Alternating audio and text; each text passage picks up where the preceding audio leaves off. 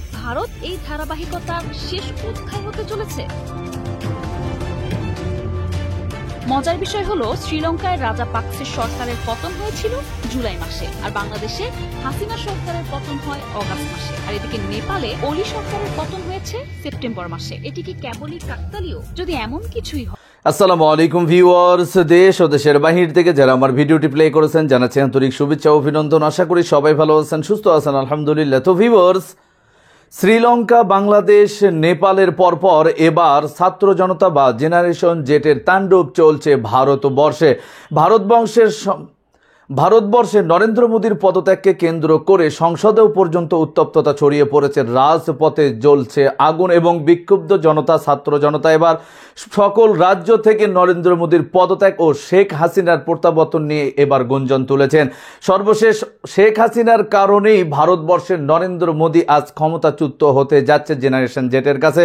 আসুন এ সম্পর্কে সর্বশেষ বিস্তারিত আপডেট জানবো রিপোর্টে। সব ভিডিওতে যাওয়ার আগে ছোট রিকোয়েস্ট করবো, যারা চ্যানেলটি সাবস্ক্রাইব করেননি সকল আপডেট সবার আগে জানতে অবশ্যই চ্যানেলটি সাবস্ক্রাইব করে পাশে রাখবেন। দর্শক আসুন স্ক্রিনে। জেড বা তরুণ প্রজন্ম এর ধারা শুরু হয়েছিল 2022 সালে শ্রীলঙ্কা থেকে, এরপর বাংলাদেশ, আর সবশেষ যোগ হয়েছে নেপাল। আর এদিকে জনমনে প্রশ্ন, তবে কি ভারত এই ধারাবাহিকতার শেষ অধ্যায় হতে চলেছে? মজার বিষয় হলো, শ্রীলঙ্কায় রাজাপাকসে সরকারের পতন হয়েছিল জুলাই মাসে, আর বাংলাদেশে হাসিনা সরকারের পতন হয় অগাস্ট মাসে, আর এদিকে নেপালে ওলি সরকারের পতন হয়েছে সেপ্টেম্বর মাসে। এটি কি কেবলই কাকতালীয়? যদি এমন কিছুই হয়, তাহলে এর পরবর্তী শিকার কে? সেটি কি অক্টোবর মাসে ঘটবে? আর অক্টোবরে ঘটলে কোন বছরে? একসঙ্গে অনেক প্রশ্ন। এসব প্রশ্নের উত্তর হয়তো সময়ই বলে দেবে।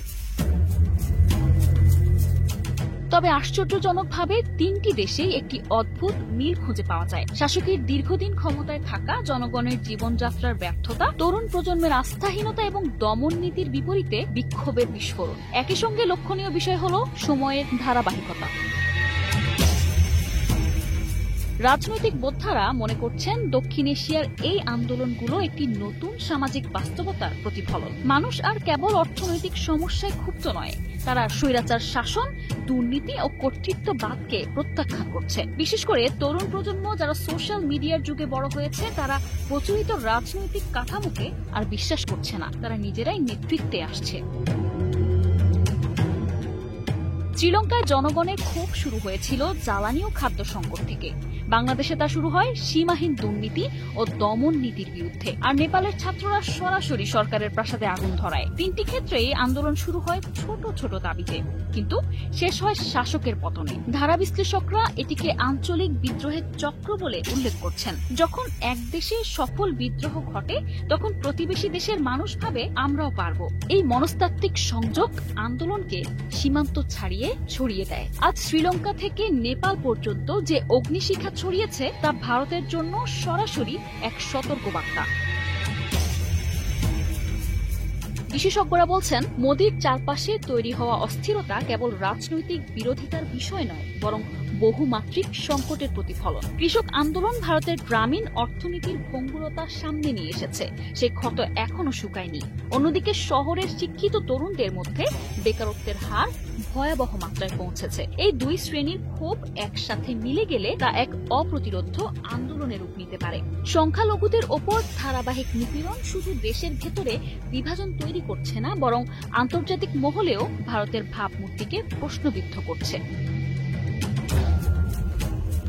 যুক্তরাষ্ট্র ও ইউরোপীয় ইউনিয়নের মানবাধিকার সংস্থাগুলো ইতোমধ্যে উদ্বেগ প্রকাশ করেছে। ফলে মোদী সরকার দ্বিমুখী চাপের মুখে, ভেতরে জনরোষ আর বাইরে কূটনৈতিক চাপ আরো ভেঙে দিয়েছে। যখন মানুষ দেখে যে তাদের কণ্ঠস্বর দমিয়ে দেয়া হচ্ছে এবং বিচার ব্যবস্থা পক্ষপাতদুষ্ট, তখন বিদ্রোহের আগুন আরো দ্রুত ছড়িয়ে পড়ে। রাজনৈতিক বোদ্ধারা মনে করছেন, মোদীর জনপ্রিয়তা একসময় বিজেপির সবচেয়ে বড় শক্তি ছিল, কিন্তু এখন সেই জনপ্রিয়তা পরিণত হচ্ছে দুর্বলতায়। কারণ যখন শাসকের প্রতীক হয়ে ওঠা ব্যক্তির উপর আস্থা ভেঙে যায়, তখন বিদ্রোহের লক্ষ্য হয় সরাসরি সেই ব্যক্তিকে কেন্দ্র করে। শ্রীলঙ্কা, বাংলাদেশ ও নেপালের সাম্প্রতিক ইতিহাস প্রমাণ করেছে, যেখানে জনগণের আস্থা ভেঙে পড়ে সেখানেই ক্ষমতাধর শাসকের পতন অনিবার্য। বিশেষ করে জেনারেশন জেড আজকের যুগের সবচেয়ে বড় গেম চেঞ্জার হয়ে উঠেছে। তারা সামাজিক যোগাযোগ মাধ্যমকে হাতিয়ার বানাচ্ছে, আবার সেই মাধ্যম বন্ধ করে দেয়া হলে রাস্তায় নেমে আসছে। স্লোগান দ্রুত ছড়িয়ে পড়ছে, আবার কাঠমান্ডুর আগুনের ছবি আজ ভারতের ক্যাম্পাসে ঘুরছে।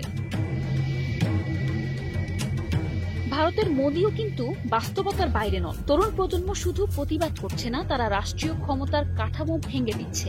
তারা দেখিয়ে দিচ্ছে, যদি সাহস থাকে তবে রাষ্ট্রযন্ত্রকে চ্যালেঞ্জ করা বাংলাদেশ ও নেপালের মতো যদি তারা একত্রিত হয়, তবে মোদির শাসনকে টিকিয়ে রাখা কঠিন হয়ে পড়বে। এছাড়া ভারতের ভেতরে ধর্মীয় মেরুকরণ রাজনৈতিক ফাটলকে আরো গভীর করছে। একদিকে হিন্দুত্ববাদী জাতীয়তাবাদ, অন্যদিকে সংখ্যালঘুদের বঞ্চনা।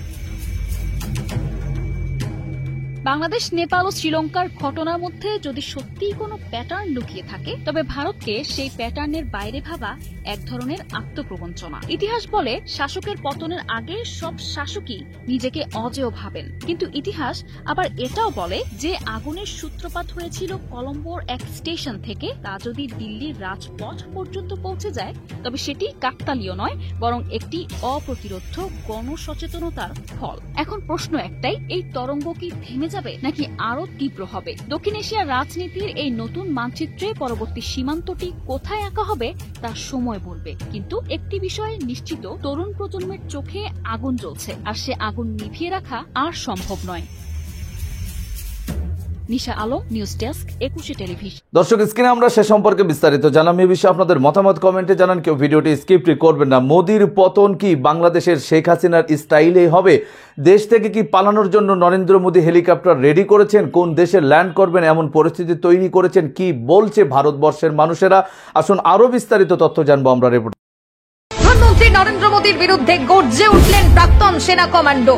2024 সালে বিজেপিকে হটাতে না পারলে ভারতবর্ষ খণ্ড বিখণ্ড হয়ে যাবে বলেই চাঞ্চল্যকর মন্তব্য প্রাক্তন সেনা কমান্ডোর।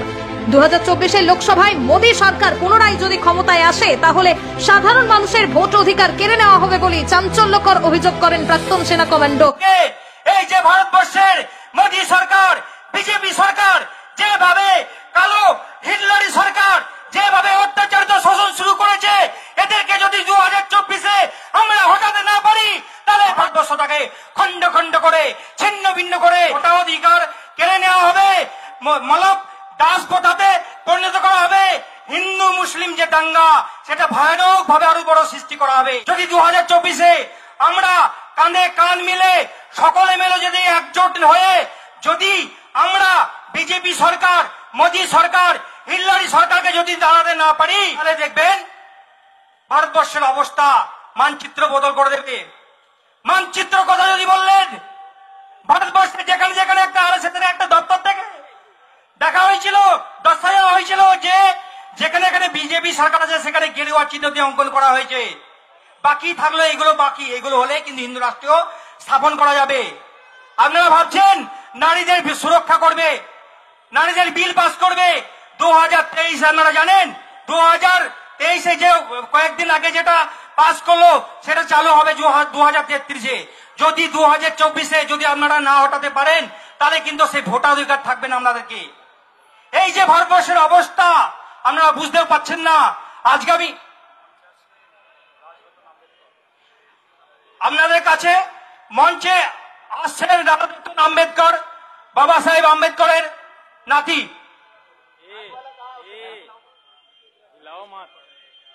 রাজরত্ন আম্বেদকর সাহেব জিন্দাবাদ, রাজরত্ন আম্বেদকর সাহেব ওয়েলকাম, ওয়েলকাম, ওয়েলকাম, রাজরত্ন আম্বেদকর সাহেব ওয়েলকাম, ওয়েলকাম, ওয়েলকাম, রাজরত্ন আম্বেদকর সাহেব ওয়েলকাম, ওয়েলকাম, ওয়েলকাম।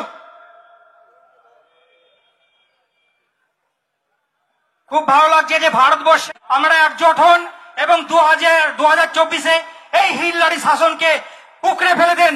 আমি যেহেতু কসম খেয়েছি, যখন আমার চাকরি খেয়ে দিয়েছে, তখন যেহেতু আমি কসম খেয়েছি যে তোমাকে না হটিয়ে আমি সর্বনাশ, সর্বনাশ, সর্বনাশ। আমরা ভারতবর্ষের মধ্যে দুজন সেনাবাহিনীতে প্রথম আওয়াজ তুলেছিলাম, একজনকে মেরে দেওয়া হয়েছে, ম্যাথুস। আমাকে সেকেন্ড, আমাকে বাঁচিয়ে রেখেছে। জানি না কি হবে, আর বেশি কিছু বলবো না। এই বলে আমি আমার বক্তব্য শেষ করলাম। ভারতবর্ষ থেকে যুক্তরাষ্ট্রের সরকারকে, এই বিজেপি সরকার, এই মোদী সরকারকে উৎখাত করব। আপনারা দেখছেন আপনাদের প্রিয় চ্যানেল এসএস টিভি পাবলিক, সত্যের সাথে ন্যায়ের পথে।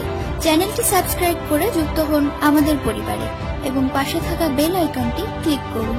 দর্শক, স্ক্রিনে আমরা সে সম্পর্কে বিস্তারিত জানলাম। সো ভিডিও এই পর্যন্ত। ভালো লাগলে লাইক এন্ড কমেন্ট করবেন। দেশের সকল আপডেট সবার আগে জানতে অবশ্যই চ্যানেলটি সাবস্ক্রাইব করে পাশে রাখবেন। দেখা হবে পরবর্তী ভিডিওতে ইনশাআল্লাহ। আসসালামু আলাইকুম ওয়া রাহমাতুল্লাহ।